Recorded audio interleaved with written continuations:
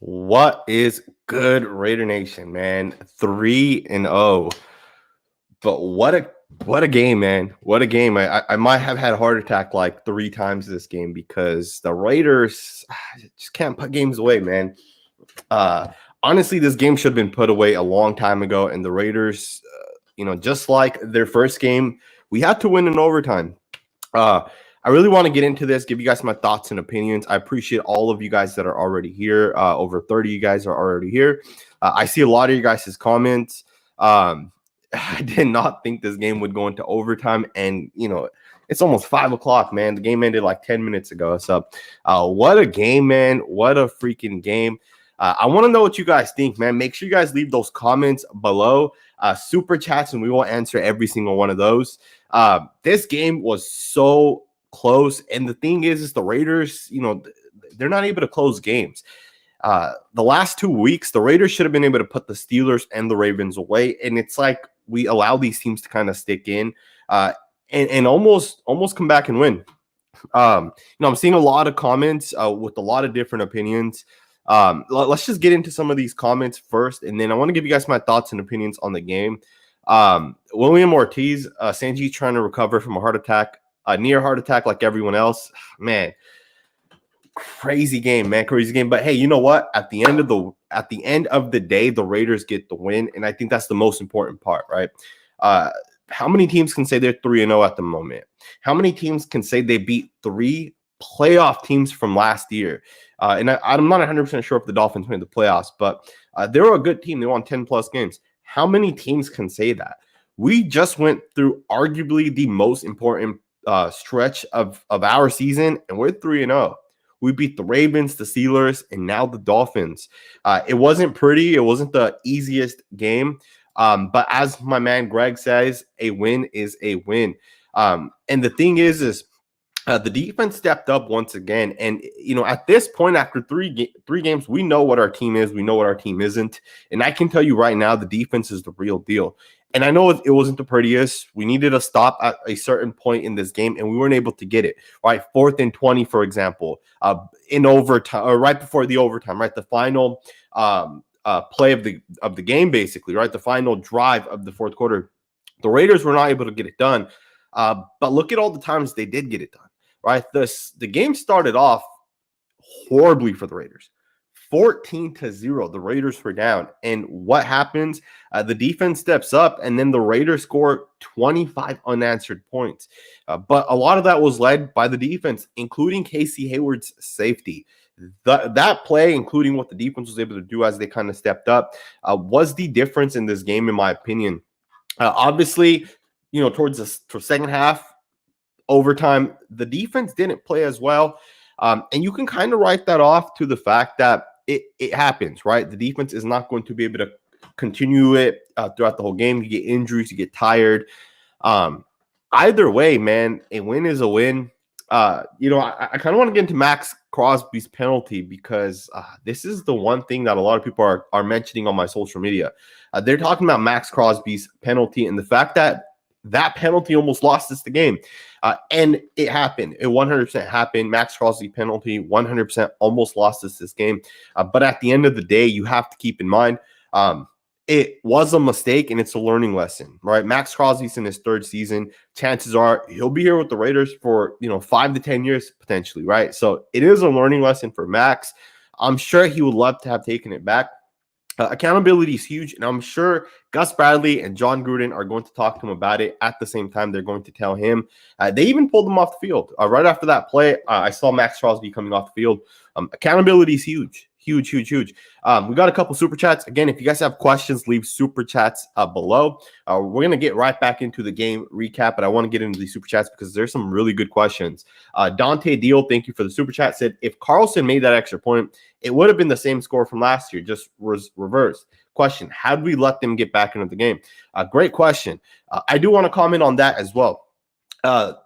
If Carlson made that extra point, the Dolphins will not have kicked the field goal when they kicked it, right? They instead would have went for it. I believe before the 8 points that they scored, right, the final drive before the overtime, they kicked field goal. They wouldn't have. They would have instead went for it. So either way, the game would have been different for sure if Carlson made that extra point. But how do we let them get back into it, man?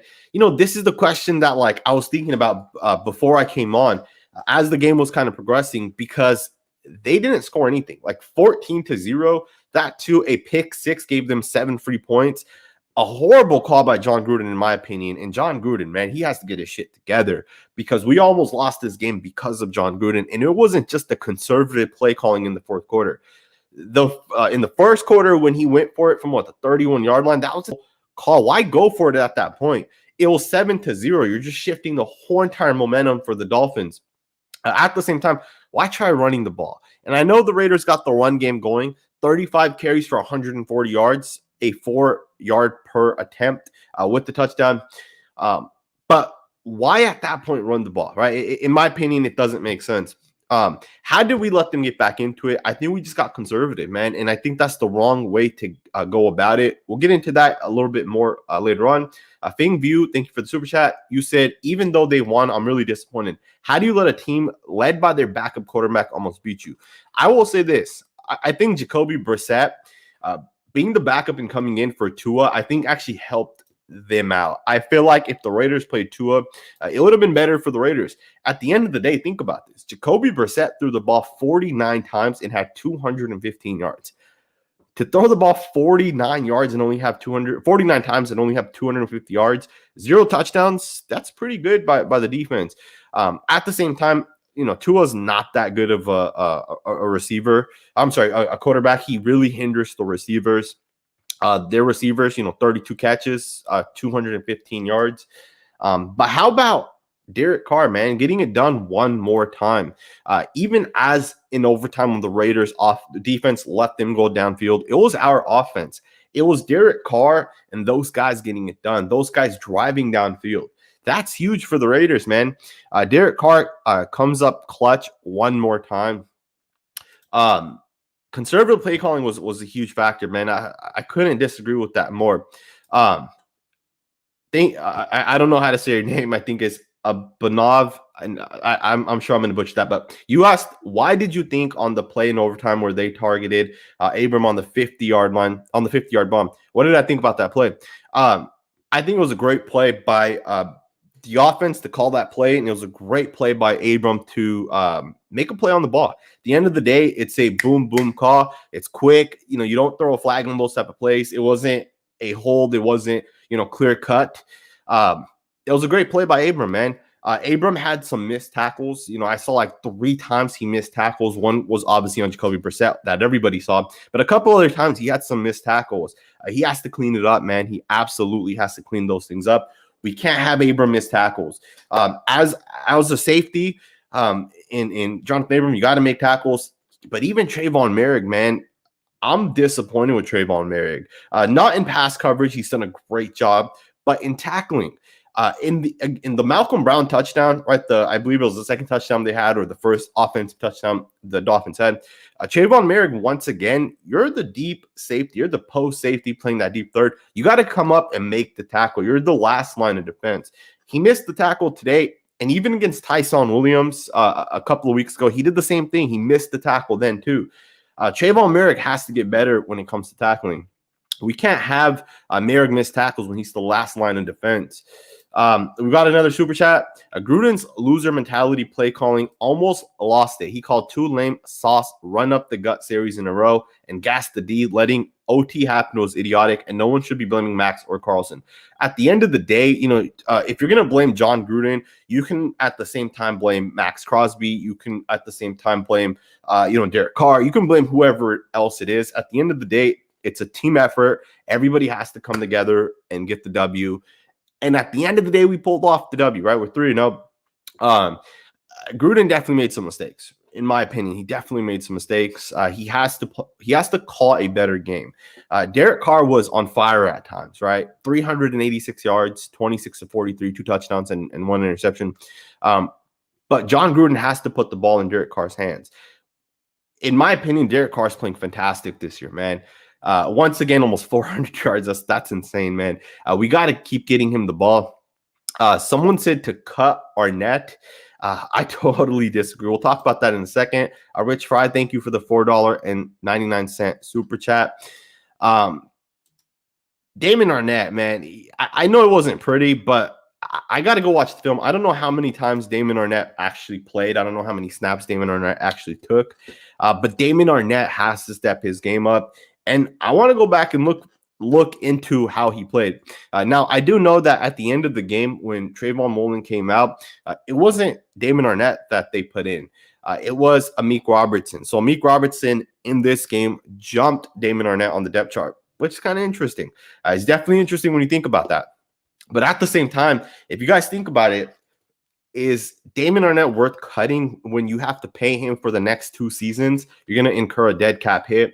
I don't think so. I think the Raiders would be making a huge mistake cutting Damon Arnette. Let the guy develop. Let's see where he ends up. Jose Lopez, I'm tired of bad O-line and starting off slow. Thank you for the super chat. I totally agree. The Raiders are starting off slow, and a lot of that is because of their offensive line, man. Like let's face it. The Raiders' offensive line is struggling at times, right? And it's struggling in the beginning of the game. And I noticed this week 2 against the Steelers. And even today, we started off slow, but we kind of picked it up. And Rich Fry, thank you for the super chat. I know you didn't leave a comment. If you have a comment, make sure you leave that and I'll try to answer your question. I'm sick of bad offensive line play as well, but I will say this. Peyton Barber had 111 yards. I said this in my film studies. If you guys watch those film studies, I did an offensive line film study just on Saturday. I said that Kenyon Drake struggles to run on the inside. I don't know what it is, but he doesn't like to get to the inside. And Peyton Barber is the opposite. Peyton Barber is not fast enough to hit the outsides, but Peyton Barber does some good things on the inside. And here's the thing. I think the Raiders running back week 1 and 2 was a bigger issue than the offensive line, in my opinion. I know the offensive line struggled in pass blocking, but when it came to running the football, this offensive line has gotten better from week 1 to week 2 to week 3. Are they perfect? Absolutely not. Is Alex Leatherwood perfect? No. Is Andre James perfect? Absolutely not. Is John Simpson perfect? No. These guys have losing reps. But at the end of the day, they're getting it together. They're getting better as the games kind of progress. And I saw huge improvements from week 1 to week 2. In week 2, the Raiders' offensive line looked good at times. Even today, in my opinion, this was the best game the offensive line put together. I know people are going to kill Andre James for his high snaps in the beginning of the game as well as the fumble. But if you guys remember, there was a point in the game, if you guys watched the broadcast angle, there was a point in the game where Andre James took some tape or something off of his hand. I don't know if you guys remember, but he had his whole entire hand wrapped, and then they cut it off, and they kind of zoomed in on it, and they kind of showed it. Nintendo Not said, can we talk about Andre James multiple snaps that Carr has to legit jump to get? Yeah, we're talking about it, man. Let's get right into it. If you guys remember, Andre James had tape on his hands, and that tape got cut off. You guys remember the broadcast crew kind of talked about it. I think there was a guy on the sideline for CBS that kind of looked and said, hey, Andre James had some tape on his hands. He kind of got it cut off. After that happened, after Andre James snapped the ball high, did he have another bad snap the rest of the game? I want everyone to think about that. I want everyone to answer that, and let me know in the comments below. Did Andre James have another bad snap after the fumble, right? The one that went too high. Because before that one, I saw 2 or 3 snaps that were high. So I don't know what it was. I don't know what he had wrapped, why he had his hand wrapped the way he had it. But it was not an issue, in my opinion, for the rest of the game after the fumble. Now, that fumble is still unacceptable. We can't have those plays. We can't have Andre James snapping the ball high. It's not acceptable, right? At the end of the day, getting the ball to a quarterback from the center, that's just basic stuff. Let me know what you guys think in the comments below. Thank you for the super chat. I really appreciate it. Braxton Walters at the $5 super chat said, Carr is at 1,203 yards with 6 touchdowns for week 1. At that pace, he's on track for 6,800 yards and 34 touchdowns. MVP. That's crazy, man. That's a lot of yards, 6,800 yards. You know what's the craziest part of that is we just played 3 of the best defenses from last year. Think about that. And Derek Carr just went for 1,200 plus yards in the first 3 weeks. That's 400 yards a game on average. And, those are 3 best defenses in the league. And if he's doing that now, could you imagine what he's going to do when we play, a defense like the Chiefs or some of the other teams we're going to play as the season kind of progresses? Either way, man, 3-0. Derek Carr's hot right now. And I want to see the offense keep evolving, right? Today, I saw one pistol formation, right? One snap out of that pistol. I want to see more. I want to see more of that because to me, that kind of comes off as, was that the Marcus Mariota package? Was it not? Either way, man, it is kind of interesting. Some of you guys said Andre James did snap high after the fumble. I didn't see it. I'll have to go back and actually see it. Yeah, so I'm not 100% sure, but Aunt Six Soldier, thank you for the super chat. You said, when you get the all-22 film, can you do a breakdown of Tyree Gillespie, and what do you think Carr missed Ruggs deep of a touchdown? Man, it was right there, man. I think that was obviously on Derek Carr. Henry Ruggs is getting open. Henry Ruggs should have been hit for a touchdown on that play. But that's not a huge deal, right? At the end of the day, the Raiders will get that down. And even then, after that play, it opened things up, right? It 100% opened things up. With that being said, I definitely will do a breakdown in Tyree Gillespie. I don't know if I'll do a full film breakdown on the channel, but I will definitely put something up, rather it's on Instagram or something like that. Man, I'm still excited though, man. At the end of the day, we got the W. And we're going into next week. We got a primetime game against the Los Angeles Chargers. They just came off a huge win over the Kansas City Chiefs. 4 turnovers forced by that defense. Larry said Gruden's conservative play calling almost cost us. It got bad at times, man. In the first quarter, he got too unconservative, right? When he went for it from the 30-yard line. Horrible play call. I should have just punted the ball. And then in the fourth quarter, that's not acceptable, man. You go up 25-14, you get the ball back, and then you're going to go conservative, and then you're going to punt it, let them get a field goal, and then go conservative again, and then let them score. That's not acceptable, man. John Gruden has to do a better job, and I'm sure he will do a better job. I have a lot of faith in John Gruden as a play caller. Kevin Lurker said he saw 3, and I believe he's saying he saw 3 high snaps from Andre James. I'm assuming you mean after the fumble, because before the fumble, before the snap in which he snapped high, I think I saw 3 as well. And then obviously I saw that one, but we'll go back and we'll go check it out. Some of you guys are saying, Andre James doesn't look good. It's not just Andre James, though. You got to look at the whole entire offense line. Alex Leather was beat a couple times. John Simpson was beat. John Simpson had a holding call. I've even seen some people say, let's go out and rebuild the offensive line. And to those people, I'll respond that we just did that. We just rebuilt the offensive line. You have to give them time to develop. I remember the Raiders already paid Andre James, so there's no moving on from Andre James at this point. The Raiders are locked in with him for the next couple of seasons. At the same time, people were also saying Colton Miller needs to be replaced. Colton Miller needs to be gone. He's a trash football player. I'd say let's give it time and let's see how Andre James shapes out. At the same time, Alex Leatherwood looks good at times. He's struggling, but we'll wait on that. Same with John Simpson. We're going to let it be, right? Those are our guys. They were picked by the Raiders. Some of those guys have already kind of been paid for the next 3-4 years. One of the things that could not be underestimated is how big of an impact our linebackers had today. Denzel Perryman and Corey Littleton had 24 combined sacks. Corey Littleton had, I think, 1 or 2 pass breakups. Denzel Good had a bunch of solid tackles, solid plays. Corey Littleton was filling the gaps, making plays in the gaps between the tackles. Our linebackers are flying out there, man, which is crazy because, this past week, on Twitter, I posted about Corey Littleton, and I said, Corey Littleton looks like a completely different player, and he's impressing me. And some people kill me for that comment, saying that Corey Littleton's trash. He's not what he once was with the Rams. And I hope people are coming around to that because Corey Littleton's playing very well for the Raiders. He's covering. He's running deep. Trayvon Mullen gets the game ball, in my opinion. He made 2 huge plays towards the end of the game. Jonathan Abram obviously made that play in the end zone as well. Some of our guys, man, they've really stepped up. Even Maxx Crosby, right? You look at that. I believe it was 3rd and 20. before the 4th and 20 in which the Dolphins converted. That 3rd and 20, Maxx Crosby got a hit on Jacoby Brissett as he kind of tried to step up and throw the pass. Those are some huge plays, man. Those are the types of things that matter. And again, I know people will talk about the 15-yard penalty, and they won't talk about anything else, right? They won't talk about all the pressures, all the hits, and all that other stuff that Maxx Crosby was able to do.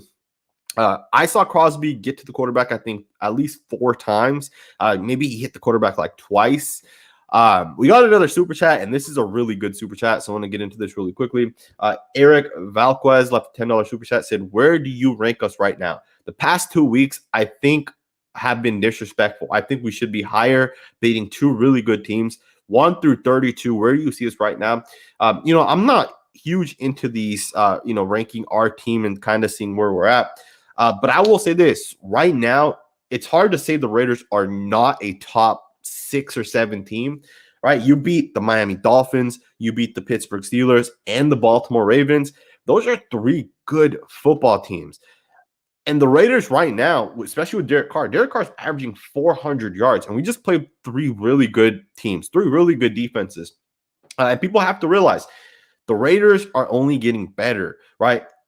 We lost our starting left guard. We lost our starting right guard. And we knew we were already going to come in and struggle with the new center, with the new right tackle. We knew we were going to struggle. And we're relying on Richie Incognito and Denzel Good to be the rocks for this team, to be the guys. Denzel Good, go back up Alex Leatherwood. Richie Incognito, go back up Andre James.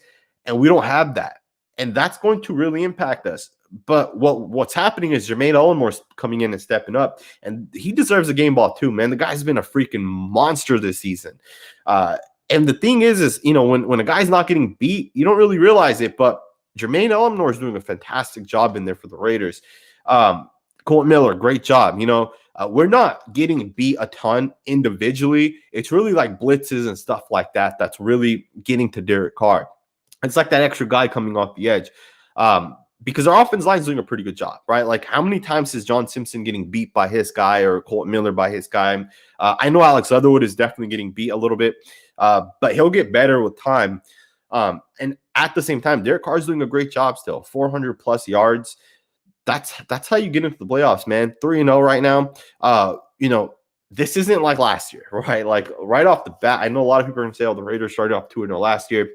But this team doesn't feel like last year's team. And I know you guys know exactly what I mean, especially the ones that watch the Raiders the way I watch the Raiders, right? Because I know there's a lot of you guys that love this team like I do, that know every single player, that knows, who Lester Cotton is and who knows who our backup long snapper is every single preseason, right? Those of you fans that are like me, right? We're those fans that know every little thing about this team. You guys know that this team is different. This is not the same team. This team's much better. We're deeper. We have more depth. Our defense is better. Our coach on the defensive side is better.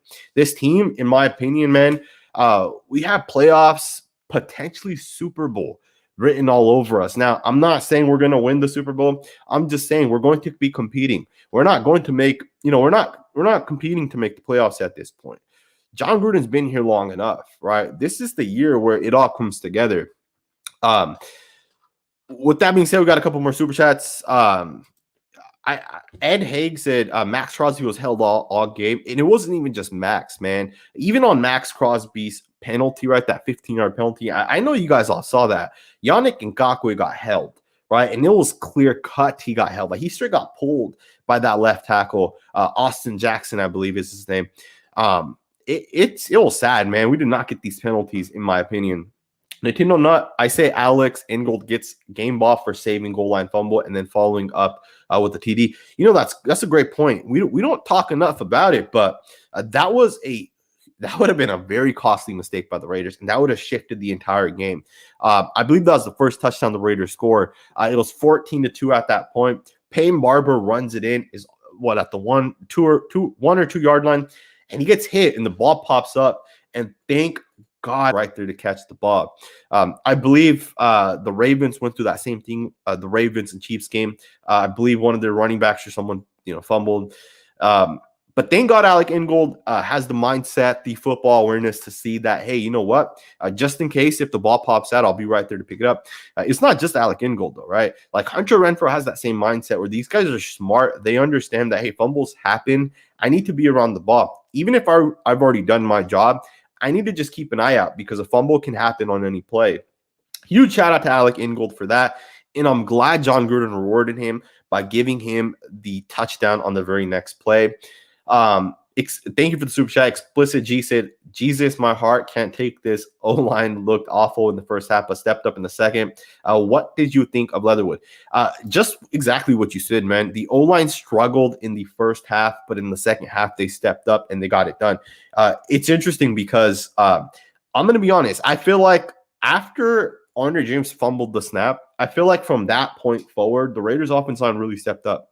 Outside of the one or two times the Miami Dolphins blitzed, and I think they got 2 sacks on those blitzes. Outside of those plays, the Raiders' offense line looked good. I don't think anybody got beat, right, out after that fumble. I feel like from that point forward. Before that, it looked bad, man. Like Derek Carr got hit, I think, twice by whoever Alex Leatherwood was supposed to block. John Simpson got beat a couple times, but the offensive line held up. I would say that our pass blocking is better than our run blocking, and I think we're only getting better. I know earlier today on Raid the Tape and Raider Honcho's pregame, someone asked him a question, something to the tune of Sanjit said the offense line looks better. And I know they kind of talked about it a little bit. I'll go ahead and clarify what my take is on the Raiders offensive line. The Raiders offensive line is getting better. It's just a fact, right? And if you guys want to, hate on the Raiders, hate on Andre James, hate on Alex Leatherwood, hate on John Simpson or Colt Miller, go for it. But the Raiders' offense line is getting better. You look at week 1 and where this offensive line was, and you look at where they're at week 2 and now week 3, like we just went over 100 yards rushing the football. And the offense line was consistently opening up holes, right? Opening up gaps. The thing is the Raiders, at least from what I saw, it looked like they're running a little bit more of the power offense, right? Instead of the zone scheme that they typically run, they're running a little bit more power. Power O, right? Get John Simpson pulling, get Jermaine Elmanor pulling. And those plays were hitting, man. So I don't know if the Raiders really decided to switch up their blocking scheme for this game, especially with the injuries, right? Richie and Denzel Good are out. I don't know. I think power is a little bit easier as well for younger players. Either way, I'm going to go back and I'll watch that film and I'll let you guys know if that's the case. As you guys know, every Saturday, I will be doing a film breakdown on the offensive line. I did one from week 1 to week 2. I did one after the week 2 game as well. And I'll do it again week 3. I'll release that on Saturday. But in my opinion, just from initially watching this game, from the point Andre James fumbled the ball, the offense line looked better. And that's just my take without watching the film, of course. Thank you for the super chat. And I'll follow up on that.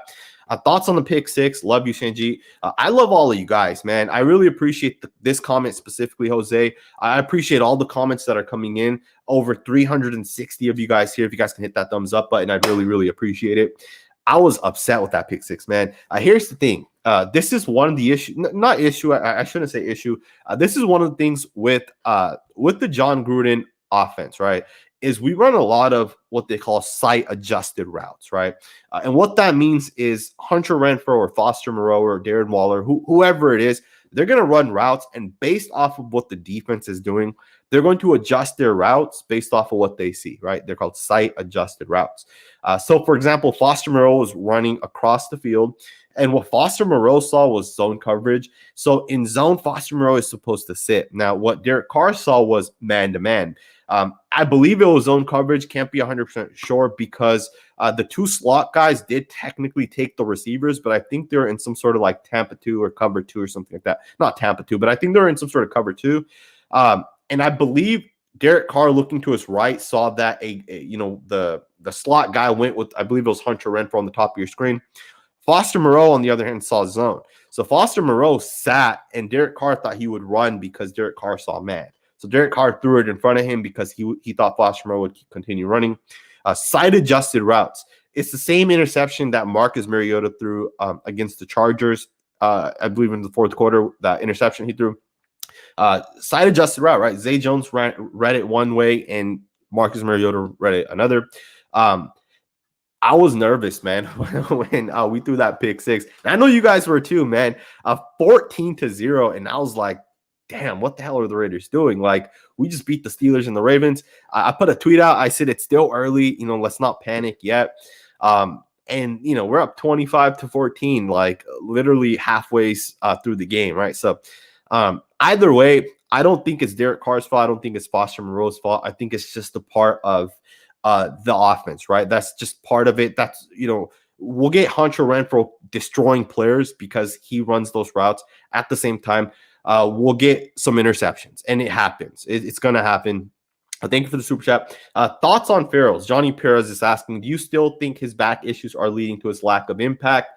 If so, I really hope he gets healthy soon. I don't know, to be honest with you. Week 2, it did look like Farrell had some back issues still, in my opinion. But this week, it didn't look like that. He didn't look slower. Back issues are one of those things, though, where it might not hurt, but the second you start taking some contact, the second you start getting hit a little bit, it comes back really quickly. I don't want to make that as an excuse, though. At the end of the day, these guys all every player gets their injections before the game, which numbs pain. So he shouldn't really even feel that back pain, in my opinion. With that being said, he's just not playing well, man. And he did have some plays, right? I did see him get pressure a little bit. Cleveland was able to get after the quarterback at least 1 or 2 times that I saw. I'll have to go back and watch the film. But the thing that concerns me the most is at this point, Carl Nassib's regularly coming in and making plays. Carl Nassib's getting sacks. He's getting in there and making plays. Solomon Thomas is getting in there and making plays, right? And I'll be the first to say, I was not a believer of Solomon Thomas, and he's proven me wrong. I didn't see it from him early on, but he's proven me wrong, man. The guy is disruptive, and he makes plays at times. One of the things that will stick with me, I had a conversation with Grant Cohen, who is a San Francisco 49ers beat writer, and I asked him about Solomon Thomas, and I said, what are your takes on Solomon Thomas? And he says Thomas is just one of those guys that's super explosive. He'll make great plays, but then he'll follow it up with a boneheaded mistake. And we saw that last week, right, where he had 2 sacks, but he also had a roughing the passer penalty that gave them the first down. So either way, I'll be the first to tell you guys that I made that mistake of Solomon Thomas. He's definitely impressed me. There's a couple more super chats. Before we get into those, we have a special guest. I want to add him in. My man Raid the Tape is here with me. What's going on, man? How are you doing? I'm doing great, man. How can you be other than great when you come off a big win? Absolutely, man. Absolutely. How do you feel, man? How do you feel about that? Man, I feel good, but I know we were going back and forth texting sporadically throughout the game. And, when it ended up being overtime, I said, I was like, yo, we're dramatic, man. We're so dramatic. We can't just win a game. We got to have a thriller every single time. 2 overtimes this season, man. Yeah. So I'm just glad it's good football that we end up coming out with the win. Absolutely, man. Absolutely. I'm gonna get into these super chats really quickly before they disappear. On 6, thank you again. You said Drake can't pass block. We missed Richard on 3rd down to block and give more time to take shots down the field.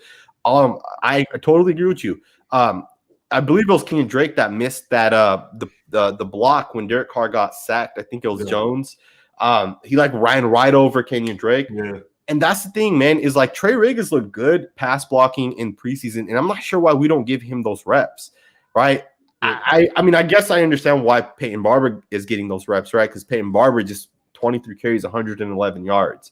What do you think about that, man? You think the Raiders should go with Riggins, keep Drake in there on 3rd downs? Because I guess he's the pass catching guy, right? I would say just keep Drake in, man. He's a vet. He'll come around. He'll come around, man. I feel like he'll come around.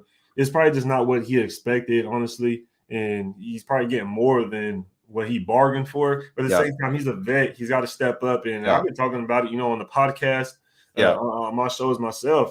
He has to step up. You go pay this guy money. The highest paid running back on the team. You have to go step up, make plays. But it's pretty dope though to see that Barber, first 100-yard rusher this season. So absolutely, it's interesting how the season turned out, man. Yeah, it's interesting. Shout out T6 Soldier. That's my boy. Shout out. Absolutely. Thank you for the super chat. Robert Taylor, thank you for the super chat. You said one play made me happy. The play where Mullen got the penalty in the end zone. Our ball hockey rookie would have made the pick if Mullen trusted him. Absolutely, man. That play really got me amped up. And I know we ended up giving them the ball on the 1 yard line. But even then, you look at what our defense did. I believe it took them 4 plays, right? I believe it was fourth down was when they got in. They tried running it twice. We stuffed them. The quarterback tried sneaking in on third down. We stuffed him. Our defense stepped up, but even on that play specifically, like Trayvon Mullen was in good coverage. I don't know if I agree with that pass interference call. To be honest, I know the receiver kind of tripped, and that's why the referees threw the flag. Trayvon Mullen was right there, man. And again, the Raiders haven't given up anything huge, like right down the middle, right? And I don't believe they hit us for anything today either. I think the longest play was Mike Jeske on that 4th and 20. I think that was the longest pass that they had. When the set rolled out through it, the Mike Gesicki. That was the biggest play of the game right there for them. And they had it was in what, overtime, right? Yeah, it was overtime. It was the first 4th and 20. Yep. Which is crazy because Jacoby Brissett, like 215 total yards, 27 came on that one play. So by my math, that's 188 yards on all his other pass plays. That's pretty good, man. Like for the Raiders defense. You know what's interesting is it was 14-0 at one point, and then it was out of nowhere 25-14. Yeah. And then it's 25-25. Like it seemed like at certain points, like they got hot and then we got hot and then they got hot again. But at the end of the day, like Derek Carr got it done, man. And I'm glad Derek Carr was able to get it done. Yeah, he's averaging over 400 yards a game right now, man. That's crazy. That's insane. That is insane. He's over 1,000 yards on the season already. Yeah, that's big time, man. It's big. It's crazy to think that at this pace, man, you got to say he's going to be in those MVP talks. He is. Absolutely. There's no way he isn't at this point. Yeah, no, there's no way. There's no way. Right. 1,200. He's on pace for almost 7,000 yards. That's nuts. That's insane, bro. Like it'd be insane. I mean, even if you got like over 5,000, there's an extra game, but over 5,000, that's still. Like, has Derek went over 4,400 yards in any of his 7 seasons? I don't think so. I think it's always been under that. Yeah. If he hits 5,000, even with that extra game, that's still okay. Yeah. Yeah, man. 4,000 is usually the milestone, right? For the quarterbacks. You hit 5,000, that means you was doing some extra stuff. You're talking about he's on pace for 7. If you hit 6,000, that's crazy. That's insane. That would be insane. Shout out to the chat game, man, because I see him showing love, man. What's good with everybody? What's good with it, yo? Yeah, man. What are your takes on the offensive line? I know you and Honcho were talking about it a little bit earlier on the pregame show. My brother actually sent me the clip. He was listening to it and he was like, "Hey, check this out." I said this, and I'll just give you my thoughts and opinions real quick. I kind of talked about it a little bit earlier. From week 1 to week 2, and again, I hone in on the offensive line. From week 1, I felt like we really, really struggled. Yeah. Week 2, we struggled in the beginning of the game. Yeah. Really struggled. But as the game went on, the O-line actually played pretty good. Yeah. Week 3, I feel like we played fantastic. After the Andre James snap, right? After he snapped the ball and he fumbled the ball right on the I think it was the second drive or the third drive of the game. After he snapped the ball high and Derek Carr fumbled or it went over his head or whatever, I feel like the offensive line did great after that point forward. Like I didn't see any issues with the football. I didn't see any issues at all after that. How do you feel about the offensive line? I think you're right. You know what I mean? Well, I know we were talking earlier, like you said, with Honcho, we had brought it up. Like the offensive line last week, in my opinion, was still bad, right? But like I said, they improved, and that's what you said. They improved, right? And they definitely improved from week 1 to week 2. In this game, I think they also improved. Yeah, but I still think we're bad. And the reason I say this is because when you have drive killers, that's what makes it okay. That's what makes it, for me, it's bad when it's a drive killer. Okay, now if it was a mistake and it wasn't a drive killer, it's a false start. We understand. Stuff happens. Someone gets sacked. It happens. Yeah. The drive killers, you throw the ball that far back more than once. You know what I mean? And that's 2 drive killers right there. So when you start off bad, I feel like you're under a microscope. So then you have to pull yourself out of that, that perspective almost. And so until they really solidify themselves as a stout offensive line, now they're going to be under the microscope, in my opinion, or just how I look at it. But I agree with you, man. Week by week, I feel like what you're saying is they're getting better. Yeah. And as the game goes on, they also get better. They get more comfortable. Later in the game, they show that they're willing to get in there and do that power running, because we've seen it this week. Yeah. And then also we've seen it last week. Yeah. And I remember you saying that on the podcast. It's crazy because, I did say it on the podcast. I said it I did a film study on Saturday. I just said the same thing. The Raiders are running the power scheme, right? They're running it more. They're getting John Simpson pulling. They're getting Jermaine Eleanor to pull. They're not running the zone scheme. And I don't know how many times they ran the power this time versus zone, but I guarantee you they ran the power much more this week than they have in the past 2 games. Even if you average how many times they ran the power last year, like over the course of the season, average per game, I guarantee you they ran it more today. And that's why I'm excited to watch the film, man. I want to see how, the offense line kind of did. Now, some people have commented, said things like the Raiders need to go get a new center. Obviously, they've already locked in Andre James. Yeah. How did you feel about Andre James specifically? And then we'll get into Leatherwood and John Simpson as well. Andre James, man, he's pissing me off. I mean, that's the best way I can put it. He's pissing me off, man. I want him to just have a game to where, okay, you need to settle the hell down, dude. Settle down. Find your rhythm early in the start of the game. No high snaps, and then we'll be okay. I need to see that for a consistent basis. And it's like, you're the center, man. It's important for you to not have those mistakes, because I feel like you're the leader of the offensive line. Yeah. Now, if Richie Incognito was there, obviously, it's different because he's a vet, whatever. But he's the center. You're the center of attention. You're the one with the ball. You're the one with the relationship with the quarterback. He's got to get it right. And for me, man, and right now, like I told you, I'm gonna give him time. This is his first season starting. He's basically a rookie. A rookie. The crowd got fans back. It's just different. So let's go ahead and give him a chance to see what he could actually do. We're winning. Yeah, that's helping. That's him. The biggest thing is we're winning. That's helping him. If we were losing, yeah, and this was happening, then it'd be a whole different story. But we're happen to be winning, so let's give him a chance. Let's give him at least to week 4 to week 8 and show that gap. That's a quarter to a half of a season. You have to give people that at least that much. And that's the thing is just like, Andre James has at this point fumbled a snap every game, right? Now, luckily, we've recovered it every single time, but it's always like we end up settling for a field goal at that point, right? Like, I think we're punting. I think in each of the 3 weeks, as the snap fumble happened, I think we ended up settling for field goals on all 3 of those drives. But those are drive killers, right? And today's was the biggest. Like, we lost 18 yards, right? I think it was on I believe it was on first down, and then it was like 2nd and 28, incomplete pass, I believe, and then we got some yards back and we kicked the field goal. But they're drive killers, right? And in my opinion, I think Andre James, the snapping issues are one thing, right? Like if you're not able to snap the ball correctly, to me that's more scary than the actual individual performance.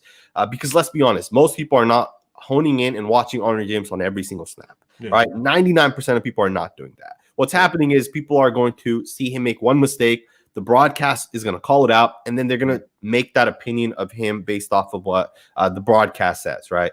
I know for a fact most people are not going to watch Andre James on every single snap. At the same time, I saw John Simpson lose a couple of times. He had a holding penalty, which I don't think the hold actually ended up doing anything. I think we ended up still getting points on that drive. Even Alex Leatherwood, though, like Leatherwood had some losing reps, especially in the beginning of the game. I think the O-line's getting better, and I think that's going to be key for the Raiders this year. I think just the biggest thing, though, is that Raider fans have to realize when you watch this offensive line is Alex Leatherwood is a rookie. John Simpson's only in his 2nd year. He's basically a rookie, right? Yeah. Last year was the COVID season. He didn't even play, so it's not like he was getting a bunch of reps or anything crazy. Exactly. Right? So this is his first real season. So we basically have 2 rookies starting. Andre James, we already talked about how his career has progressed. He sat the whole time. Now he's going to finally start. So it's like we have a lot of rookies lined up. You have a random guy at right guard, which we thought Good would have been there. So now we have Illuminor. So it's to let these guys actually progress. We were too early. Maybe not Sanjit, but some of us were too early on Colton Miller. So with that, we have to respect that, and we have to let these guys grow a little bit. Jermaine Elmore has been fantastic, man. He's exceeded my expectations. Huge shout out to him, man. We'll get into the Chargers maybe a little bit later on. Jose, thank you for the super chat. I really appreciate it. Just my quick thoughts and opinions. We'll see how they do. Obviously, they beat the Chiefs. Can't ever underestimate that. The Broncos, I want to see them play a real team, flat out. You got to see when they play a real team. I don't think the teams they played, I don't know if any of them have even won a game yet. So can we talk about JG's soft play calling in the fourth quarter when he should have applied pressure and go for the kill? What do you think about John Gruden's play calling, man? How'd you feel about that? I'll be honest. I can't really say too much on it because it hasn't really popped out to me. I think if it would have popped out to me, I would have realized and said it was a negative thing. But I think right now it's okay. I like the way we've been getting people the ball in short yardage, not short yardage, but short yardage passes. That's like our run plays. Some people may not see it that way, but if our run game's not working, then just go ahead and throw it real quick for something short, and then we'll get those 4 or 5 yards we would have got with just one carry. So I like seeing that. And I just like the fact that Derek Carr is able to seem like he's out there throwing the football as he wants. You know what I mean? So I'm not gonna say nothing about the play calling, man.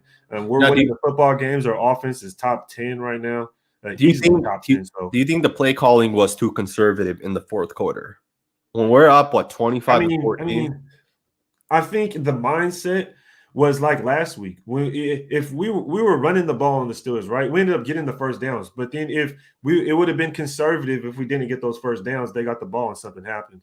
So in this instance, if the way we ran the ball like we did against the Steelers this time, got those first downs, it wouldn't have been conservative. We would have chewed clock, you know what I mean? So I think just when you think about it in that perspective, especially the way our defense has been playing, you feel comfortable with that. And I think it shows proof because you go for it so early in the game. On 4th and 1 at like risky, 30, man. On your like 38-yard line. I don't quote me. So like I think when you do that, you show that you trust your defense. So we're gonna play, you're gonna play the small ball, conservative, and we were trusting our defense. Yeah, you know what's interesting is, people killed John Gruden, and I will say I did not like the play calling. First and foremost, he made a huge mistake going for it on 38-yard line, whatever it was. That's a mistake, right? I believe the Dolphins had already had the ball maybe once or twice before that, and we stopped them both times. They, punt the ball away, play a little bit conservative in the beginning, but then when you're up, get that killer mindset, man. We're not winning games running the football, right? We're going to win games with Derek Carr. Like, why run it twice and it's like 3rd and long at this point, right? Throw the football on first down. Get 5 yards. I will give John Gruden some credit, though. There were 2 beautifully designed plays. One was to Henry Ruggs. I believe they're both 3rd down plays. Maybe the Henry Ruggs one wasn't, but I know the Zay Jones one was. We had the guys come in motion, and then they kind of turned back around, and Derek Carr called hike, and he threw them the ball quickly. But because of the fact the Dolphins were in man-to-man coverage, it ruined, the guys kind of got lost in the shuffle. I know Ruggs picked up, I believe, like 23 yards on one of them. And then even Zay Jones picked up 15 yards on his play. And his play was a 3rd down play.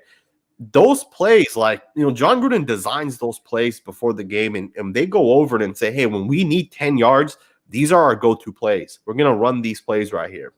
So you still got to give a shout out to John Gruden for those plays. It wasn't beautiful. It wasn't the most pretty win, but it was still a win. Right. I feel like this was a team win, right? The defense kind of carried us in the beginning, and then the offense carried us towards the end of the game. And just to add to that, I'm not saying I love the play calling. I just remember when I disliked the play calling, I remember the distinct feeling I had. And it was, and I don't really have that this year. So, but an example is like that 4th and 1. I didn't really trip too much. We went for it, right?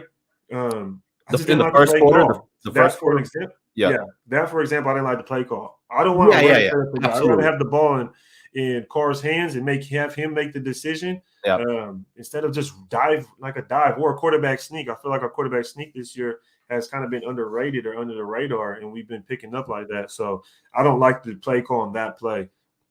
No, I totally agree. I think you texted that to me, right? Which is Yeah.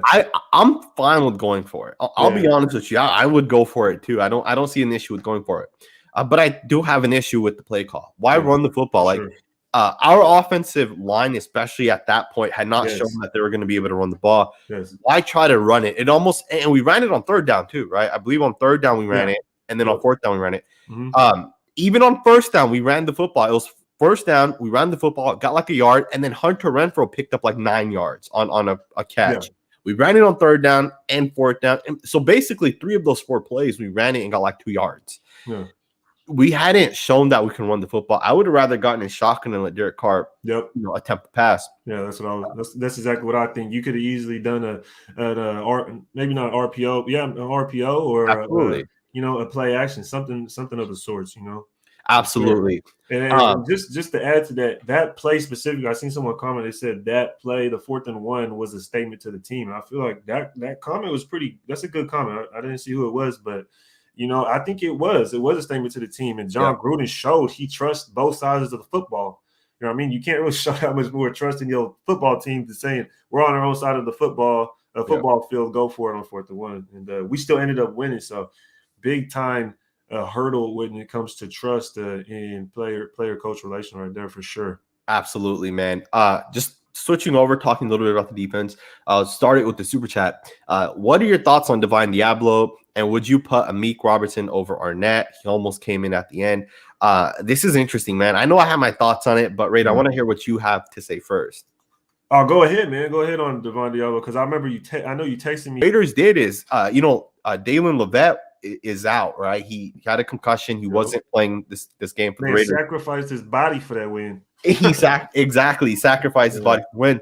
But Diablo was coming in as a third safety. It's a defense that we didn't do a ton week 1, but week 2 we ran it a lot. We have 3 safeties in.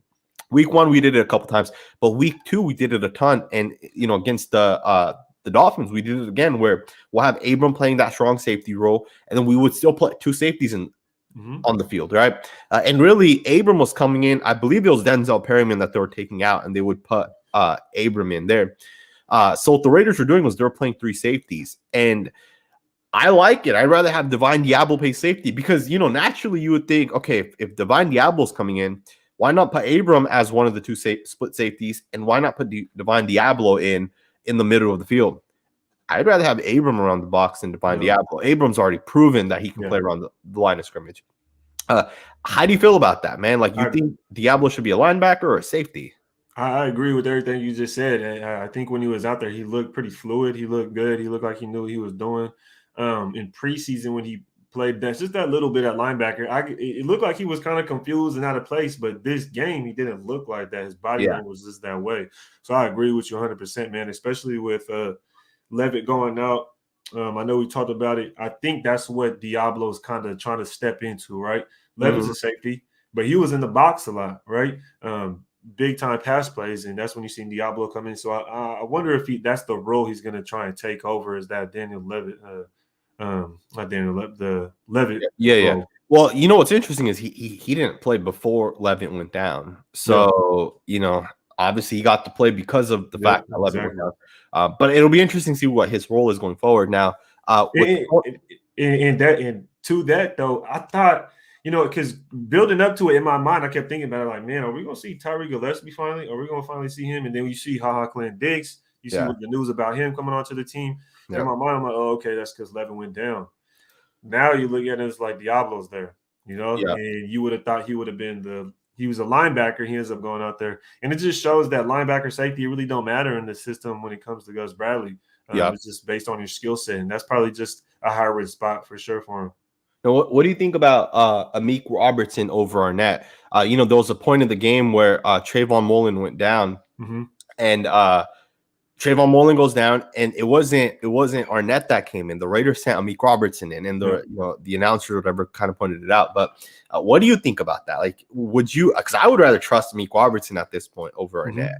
Like, that's just my thoughts. What do you think about that? Man, I'm sticking with Arnette is the other outside cornerback. I just got to stick with Arnette. I know he got beat last week against the Steelers. But I think that's just his he got something going on between the ears. I don't Yeah. think it's his physical capabilities. I don't think so. I think he's a good football player. He Yeah. showed it against the Steelers. He broke up he had 2 PBUs. So that was sticky coverage. So I like Arnette, man. I like Amik Robinson too. I do. Yeah. But I just think Arnette is the guy. You got to stick with him. You have to let him go out there and play a little bit, man. Yeah, it's interesting because you're right. I don't think Arnette is a bad football player at all. I know he might get beat here or there, but he can still make plays. And Yeah. I don't know how often he's in the game. Obviously, we'll watch the film and we'll see how many snaps he actually plays. But it is interesting that they kind of threw in Robertson. And again, I know Gus Bradley said, like, whoever's hot, we're going to throw him into the game. Yeah. And maybe that was the case here, right? So it'll be interesting to kind of see that. Eric, would the great Mr. Al Davis be proud of this team? Absolutely, man. How could you not be proud of this football team? We're 3-0, man, 3-0, and that too. Like, I feel like even with this Dolphins team, we let them stay in the game. Yeah. I said the same thing with the Ravens. We let that team stay in the game. The Raiders got to figure it out, man. They got to figure out how to close games because I feel like we still struggle. We're not closing games out when we should. And we're pretty antsy when we start games. Super antsy. Didn't we start off last week? What was the score last week when we started off? I want to say we started like 10-0, right? It was 10-0 at one point, or I think it was 6-7 at one. It was 6-0. okay. We were up. We kicked 2 field goals, and then they scored a touchdown on 6-7. And I think the Raiders might have scored a touchdown. But against the Ravens, it was 14-0 to start the game. Okay. So against the Ravens, yeah. So it's like I feel like we kind of start slow, and some of it's just the mishaps, man. The penalties, the botched snaps. The snaps is looking rough. You know what I mean? And that's pretty much it to me. You gotta clean up those mistakes, and it sounds so simple, but it's really not. It's really not. I feel like it's a lot of us making false. When Carr threw the interception early in the game and they went and got that touchdown off the pick, it wasn't really like they forced anything. It's not like they really smacked Carr and then the ball went flying or they punished the wide receiver. No, it's just a miscommunication on us. Miscommunication on Ruggs to the outside when we threw the pass, certain little things like that, So I think if we start to clean that up, get that chemistry, then we'll be all right. How'd you think about Solomon Thomas today? How'd you feel about him? I think Solomon Thomas looked good, man. He's really coming around. I wasn't the biggest advocate for him myself. I wasn't either. When someone plays well, you have to give them credit where credit's due, and that's what I'm gonna do right now. He's been playing pretty well. I watched all his snaps, all the film from last week, put all the clips together, so I'm getting ready for this week, and probably gonna do that. And he in the run game, he's been disruptive. In the pass game, he's been disruptive. His effort, he's been disruptive.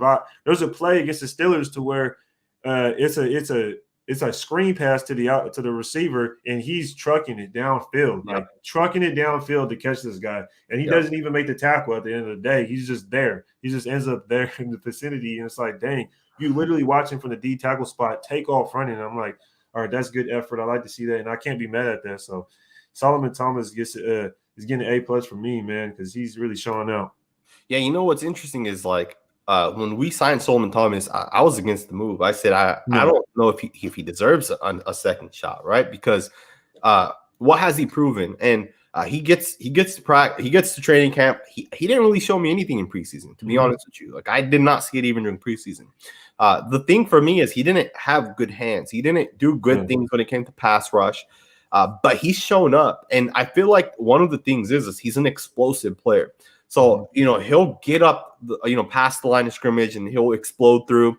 And then if guys like Maxx Crosby are coming off the edge, or Yannick Ngakoue, he could help out, maybe clean it up, maybe get through there. But I will say this. We've played 3 offensive lines now. All 3 have, in my opinion, been pretty bad offensive lines, in my opinion, right? They're all kind of all over the place. I don't know if you remember, but we kind of talked about the Dolphins offensive line during the pod. And I said that their offensive line is kind of in the works. They're starting left tackle from week 1. Didn't start week 2. It was the rookie. I thought he was going to play left guard. They ended up putting their right tackle at left guard, and then moved their left guard to right tackle. So their offensive line was a work in progress.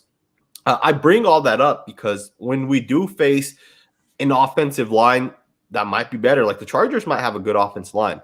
I want to see what Solomon Thomas does against a team like that, right? And it's not even just Solomon Thomas. Like, I want to see what Maxx Crosby does against Rashawn Slater. I want to see what Yannick Ngakoue does. Yannick doesn't have a sack yet, which is kind of the thing. But that's crazy. He's causing pressure, right? So don't get me wrong, he's causing pressure, but he doesn't have a sack yet. Yep. And I wonder, like, he's had I think 8 sacks plus 8+ sacks every single season. Will he get through this season? Like, it doesn't look like it at this point. Yeah. I mean, this game, I just wanted to check because we were talking about sacks. We had 2 sacks this game because I couldn't remember. So we had 2 sacks, half a sack counted towards Nassib, and then a half a sack counted towards Solomon Thomas. So Solomon Thomas, last game had 2 sacks. This game he has a half a sack. Carl Nassib, let's talk about this man because I know last year, this offseason, people was bad mouthing this man.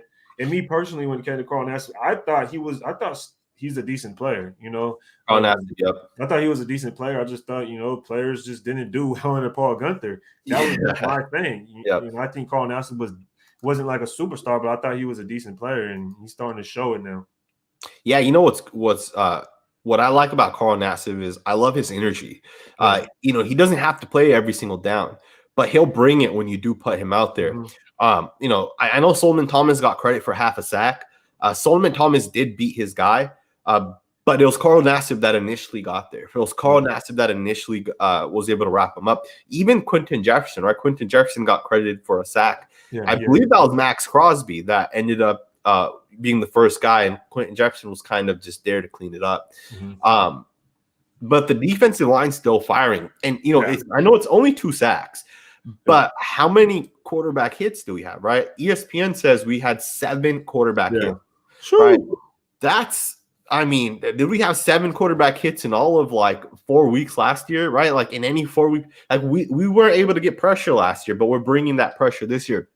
And the defensive line, man, I feel like at times when the Raiders are winning on the defensive side, it's because the defensive line is getting pressure. And when we're losing, it's because the defensive line isn't getting pressure. Yeah. And to that, in my opinion, to voice an example would be this game.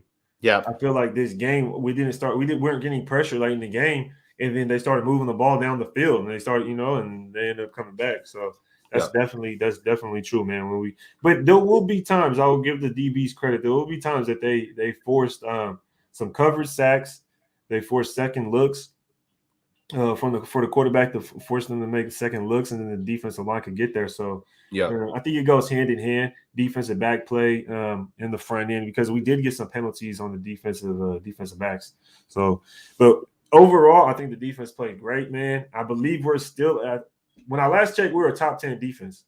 That was only 2 games, you know what I mean? But the fact that you can say that we're in there is a good thing, and we just got to continue the consistency. While we're on defense, though, I know we brought up Q Jefferson. I thought we talked about him, how he's been underrated. But Perriman leads the game in tackles again. Oh, yeah. I think that's the 3rd week in a row, right? This dude is going ham. Oh man, he's flying. He's hitting people too. Like I think he got called for a 15-yard penalty this game, but he's hitting people, and I'm okay with that, right? Like the guy had the ball, he had made a catch. What are you gonna do? Freaking tackle him softly, right? Smack his ass. And I think another thing was that was 3rd down. What third down? I guess from getting the first, and I feel like he did keep him from getting the first. He smacked the hell out of him, man. He did. He smacked him. 14 total tackles, and that's crazy. That means he's all over the field. That means he's there. And the fact that it feels so good to say a linebacker is leading the team in the tackles. Not Jonathan Abram, not Carl Joseph, you know what I mean? Not a safety. And that means our front end is getting it done. That it's stopping right there at the threshold. It's not going deep for our safeties to make the tackle. And that says a lot about our team and how much it's changed. Yeah. Denzel Perryman, 14 tackles, which is crazy. Second is Corey Littleton. He had 10 tackles. Corey Littleton's playing lights out, man. Yes, he is. In my opinion, he's playing lights out. Yep. And I almost feel like with Corey Littleton and Denzel Perryman, I expected KJ Wright to be the guy. Like I don't even know if did he even play today. Like he did. Like, I didn't see any impactful plays from the guy though. No doubt. But to Corey Littleton we know people kind of been on him. On his case, you know what I mean? Yeah. And he's kind of gone under the radar, I feel like, because he hasn't made anything splash. I know we talked about this on the pod. There's a play, you know, where he chased the dude downfield and he made Ben Roethlisberger tuck it back in because he has a Corey Littleton covers a receiver 30, 40 yards downfield. Yeah. And we get the sack. And there's plays like that. Corey Littleton today, in my opinion, did good in the run and in the pass game. And he got, you know, he's starting to turn it around, I think. Yeah, absolutely. I think, you know, I think for Gus Bradley's scheme to work, the linebackers have to step up, and these linebackers have, man. They've done a good job. Before the super chat disappears, James McLean, thank you for the super chat, said, regarding aggressive early and conservative late play calling, doesn't it make sense? Better risk reward to be aggressive early when there is more time to recover. Analogy investing. I do agree with that a little bit, right? Like if you're going to be aggressive a little bit early so you can kind of make up with that on the back end. But I would still like to be aggressive in the fourth quarter, right? When the score is 25-14, I want the Raiders to put the ball game away. I want the Raiders to go down and score a touchdown. I don't want the Dolphins to still have that opportunity because what happens is guys are all pumped up. You know, we're about to win this game.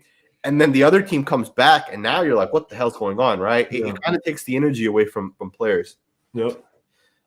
Thank you. Most definitely. But just to add to that, it's hard to say because football is such a situational game. Yeah. You know, later in the game, you might have to be aggressive. Yeah. Right? Later in the game, you might have to be conservative. I'm sure there was times the Falcons thought, dang, in that Super Bowl, we should have been a little bit more conservative. You know, so that's true. Football is really a situational game. Who would have thought Derek Carr throw a pick six in the first quarter, like right out the gate, and it'd be 14-0. So it is very situational. But I agree, man. You can start just whatever your plan is, start aggressive, and then be a little bit conservative later. But the game is so much on the line that it might change. Yeah, exactly.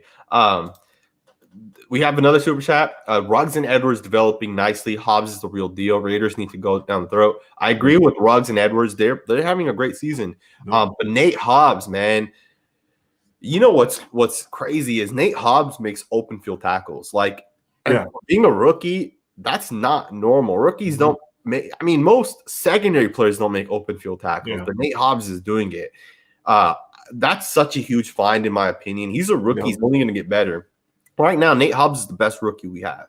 Right? I know he doesn't have an interception. He doesn't have a fumble. But what he does have is he has a ton of tackles where it's like screens and stuff like that. And they get like 3 yards, right? Like the offense does. And those plays cannot be underestimated. How has Hobbs impressed you? And like, what are your thoughts on him?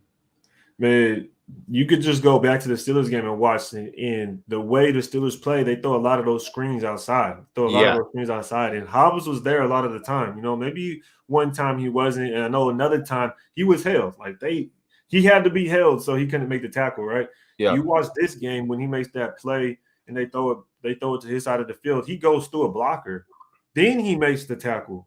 Yeah, and that's the kind of stuff you want to see, man. And that's like safety work. That's really good safety work almost. You know? He's a nickel, so you got to be a safety and a cornerback. You got to be that mix in between. And I think he's proven that he is our best rookie right now at this point.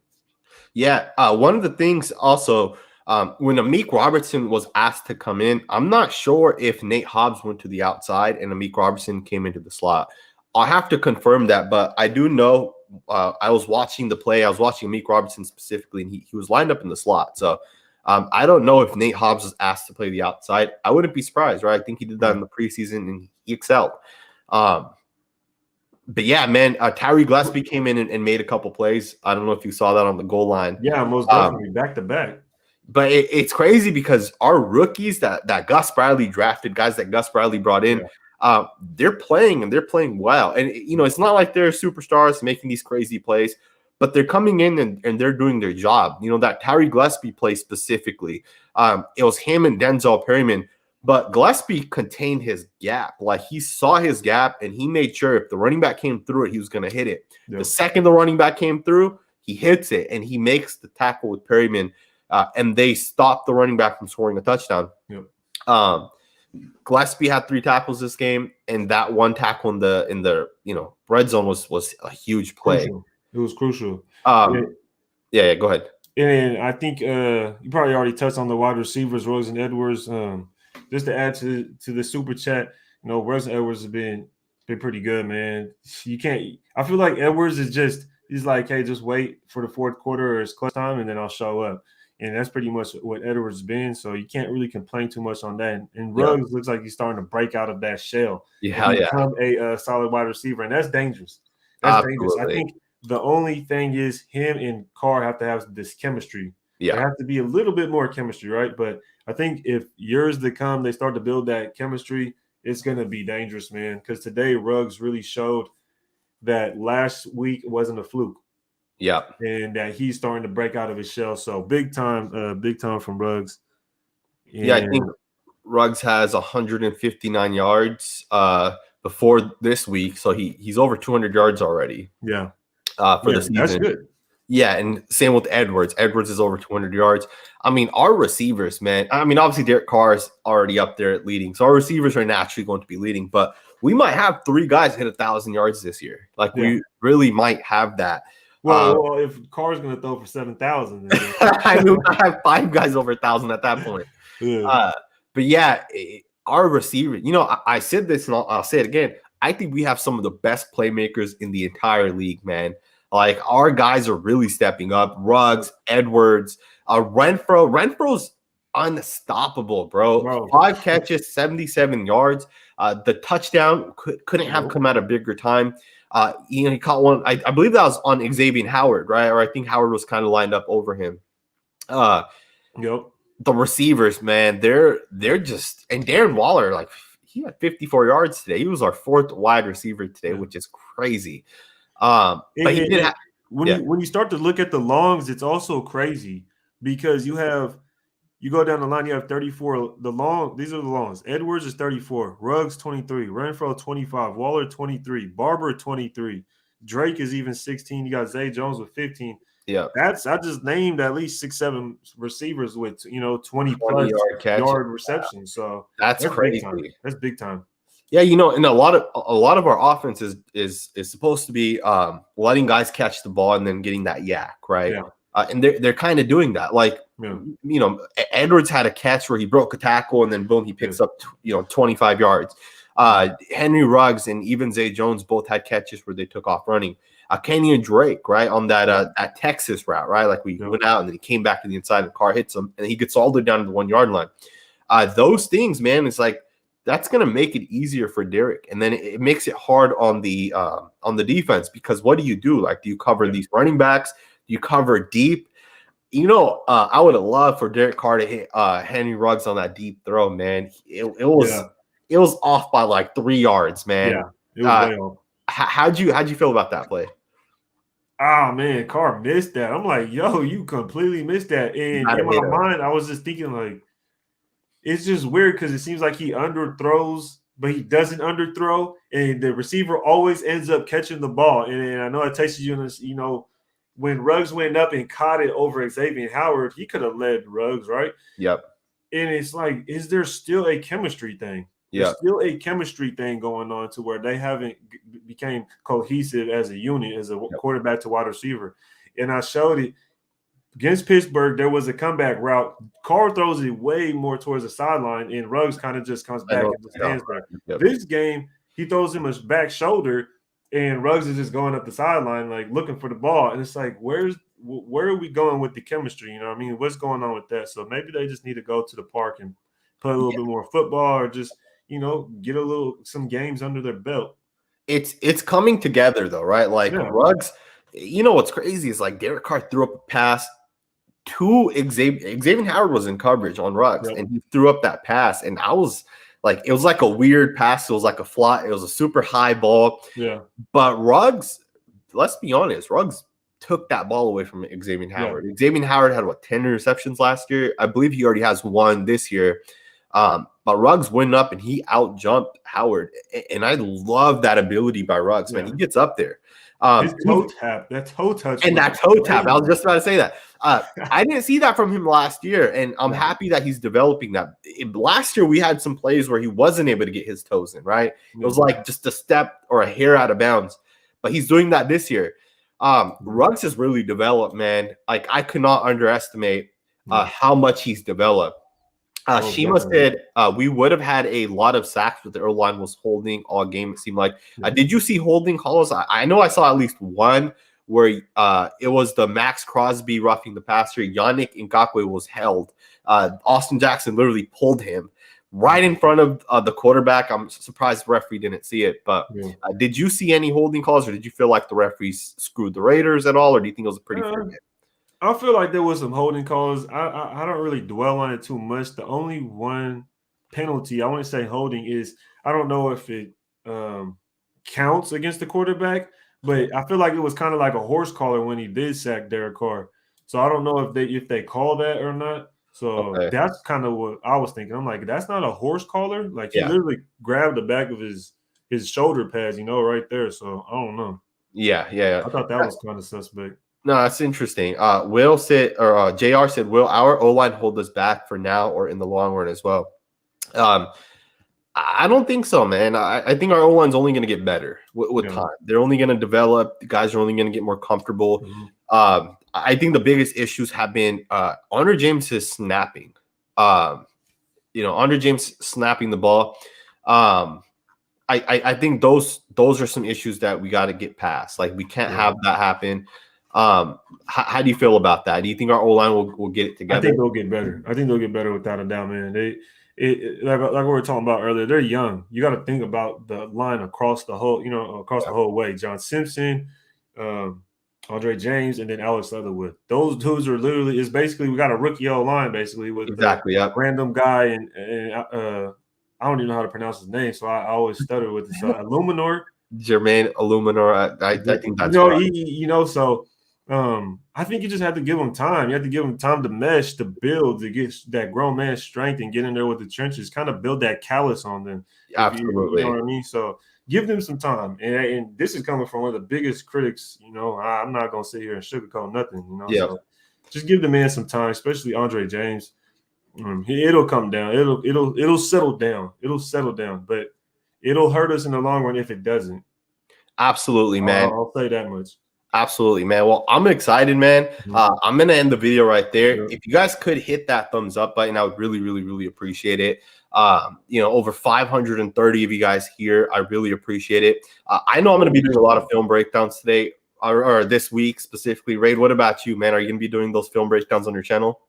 You already know, man. You already know how we do. You already know how we rock, man. We've been trying. People that don't know, we've been trying to, do the film thing together almost. And we're going to. We just gotta. It's like when the season started, everything started getting that much more busy. Absolutely. So it's like in between the week, we can't even communicate as much. You know what I mean? Like beforehand, we'd be able to, say, hey, this, that, and the third. But now it's kind of like there's a lot going on. But hey, before you go, I want to say, can you talk a little bit about next week with the Chargers? Just a little bit. I remember Jose Lopez left the Super Yep. The only reason I remember is because I wrote it down. So I was like, let's get into it, man. Before we end the super chat, or before we end the video, let's get into that super chat. Yeah. How do you feel about the Chargers? What are your thoughts on it? I'll be honest. I didn't watch the game. I was out this morning, but I did see parts of it, and I saw the fact that Mahomes, I think, had 2 interceptions, and then they also had 2 other turnovers. How'd you feel about that, and what are your thoughts on the Chargers? Well, I was doing my show at the time. I was watching the start of the game. Yeah. Man, I think Mahomes. I think there's something going on in Kansas City right now. They're just probably gonna have a down year. I heard Andy Reid went to the hospital as well. Oh yeah, I saw that too. So that's unfortunate. I want to face a team. Like I said, when we played the Ravens, even the Steelers, I want to face a team that's at 100%. Yep. So it's unfortunate. Andy Reid, whatever. I hope he gets healthy again. As far as football, though, they don't look the same, man. I'm sorry, but the Chiefs don't look the same. Their defense needs to step up big time, man. And if their defense wants to play that way against us, I feel like we'll go in there. And if we did what we did last year, and we have the defense we have this year, then we could be looking, towards the perennial, level as when it comes to the NFL. As far as the Chargers, dude, we got them next week, home away from home. Yeah, we got to win. Yep. We gotta win. I feel like this Dolphins game was kind of, it's just saying, okay, are the Raiders legit? Are the Raiders actually legit? Or are they just fluking? Yeah. This right here kind of showed like, okay, we can hang in there and we're going to battle to the very end. And I think when it comes to the Chargers, we're going to see that again. So no, we'll see what happens, man. I will say this. I'm not, obviously, diehard Raider fan. I watch every single game on the film. I'll rewatch it 2-3 times. I've watched the Chargers film specifically. I watched Rashawn Slater against Chase Young. Rashawn Slater, the Chargers left tackle, looks like a superstar. He's heads and shoulders above Alex Leatherwood at this point. Obviously, it's different. He got drafted before Leatherwood, regardless. But I've watched their offensive line in general, and it's not a bad offensive line. It's a pretty good offensive line unit.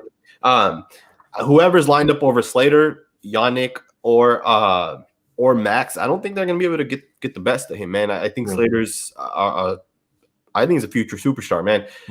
But their right tackle isn't that good. And I think the Raiders can definitely beat up on whoever lines up on that side, right? At the same time, what are your thoughts on Justin Herbert? I said this, and I was very open about this last year. I think Justin Herbert's ascending to be like a top 5 quarterback in the league. Weeks 1 and 2 specifically, he didn't look great. He had some turnovers, I think 3 interceptions over those 2 weeks. But he also played some people say it's a great Washington front defense, whatever you want to say. Even the Cowboys have been pretty legit. But today, I think he threw 3 or 4 touchdowns. He beat the Chiefs. He put them in position when needed. What do you think about Justin Herbert?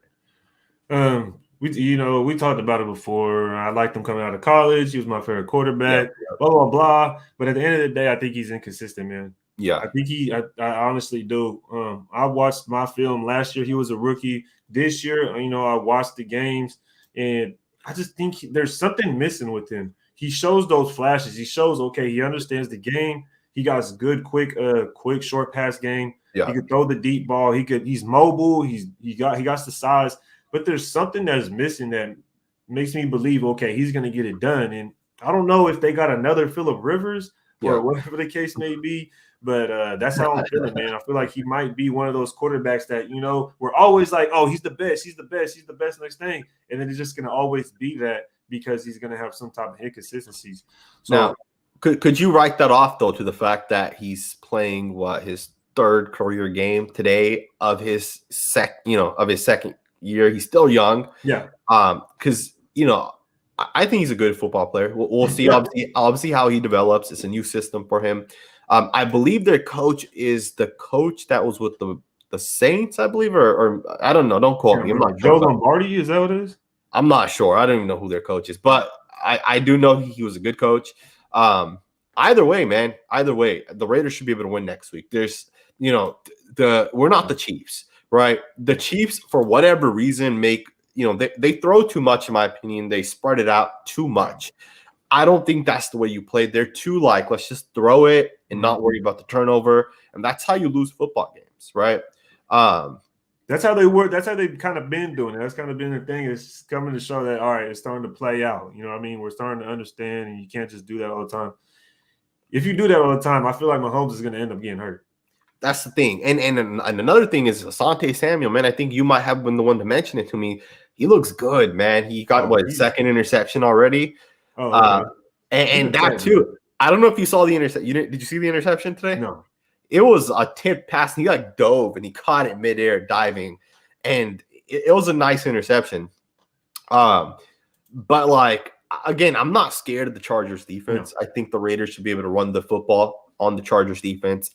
Their secondary doesn't scare me. I think we played 3 defenses that are better than the Chargers defense. At the same time, I would argue that the Ravens offense, I don't want to say that. I'd probably say Chargers offense is going to be the best offense we played, right? Yeah, when you look at health, when you look at health, you look at quarterback, you look at the playmakers. I think it's going to be the best offense. Now, I think not having Josh Jacobs this week is fine. We got the W, but we need him back. Yeah. And I'll be honest, I did not realize how banged up he was. Going into week 1, I thought he'd be fine. And then he has this crazy toe/ankle injury, and it's kind of hurt us. I know Peyton Barber had 111 yards, but how many of those came on that final long run, right? I don't know how long that run was. It's 30 yards, I'm going to say, right? How many yards did he have on that minus every other carry? And I know he had a lot of 3, 4, 5 yard runs, but he also had a lot of 1 yard run or no gains. Yeah, right? No gains. stuff in the backfield, stuff like that. Yeah. But my question to you is, because I've asked this question before, but do you think that our offensive line is going to get better to where they'll help our run game, or do we need Josh Jacobs back? This is my thoughts, right? I think the O-line does enough. Like against these teams, they do just enough to make holes and allow the running backs to get some yards. But I think the difference between like Peyton Barber and Josh Jacobs is Peyton Barber, the line will get him 3 yards. Yeah. But when the line gets Josh Jacobs 3 yards, he'll turn that into 6 or 8, or he'll potentially break it into a long run, right? Mm-hmm. And again, I don't think the O-line's that bad. I really don't think, at least not in week 2, they were not that bad. They were doing some good things. I want to see the film from this week, but I think if Josh is in there, it's just that much better. His vision's better. He cuts back better, right? I think having Josh in there, we do better. And you know what's crazy is, do teams stack the box against Peyton Barber? Do teams really stack the box against Kenyon Drake? Yeah. One of the issues that I had for Kenyon Drake was the fact that he wasn't hitting the holes between tackles. Yeah. Right, last week he wasn't doing it. Early in this game, he was trying to hit the holes, and the thing is they went away from that. After the first 2 drives, they stopped giving Drake the ball on the inside. After the first drive, so I don't know what the Raiders decided, but Kenyon Drake struggles running the ball between the tackles. Mm-hmm. Having Josh Jacobs, I think it changes the offense for the Raiders. No, I definitely agree, man. It changes everything. That's another playmaker you got to be accountable for. It's almost like taking Waller out and putting him back in. Someone you have to be accountable for every single time. They're going to want to bracket Waller. They're going to want to load the box if Jacobs is in there. So I agree, man. I think Jacobs just completely changes the whole dynamic. Yeah, I totally agree, man. We'll do our podcast. So if you guys don't know, me and Ray do a weekly podcast. It's called the Raiders Pod. You guys can check it out on Spotify and all the big podcasting networks. Every week, I think we did our 5th one this past week, so we'll do a 6th one this upcoming week. And if you guys aren't following Ray the Tape, man, go check him out. He puts out great film breakdowns. I know we haven't done it yet, right? We talked about it that we're going to do some sort of like live film session or something like that, where we'll kind of look at a play together and just kind of like dissect the play. We're going to do it. It's just a matter of time. It's just a matter of finding that time. Yeah. But yeah, man, if you guys aren't already subscribed, go check him out. Thank you guys all for watching. Hit that thumbs up button before you guys leave. I really appreciate it. Tune in this week. I'm going to do a bunch of film studies for you guys. I know Ray is as well on his channel. Thumbs up, and I will see you guys next time with another video.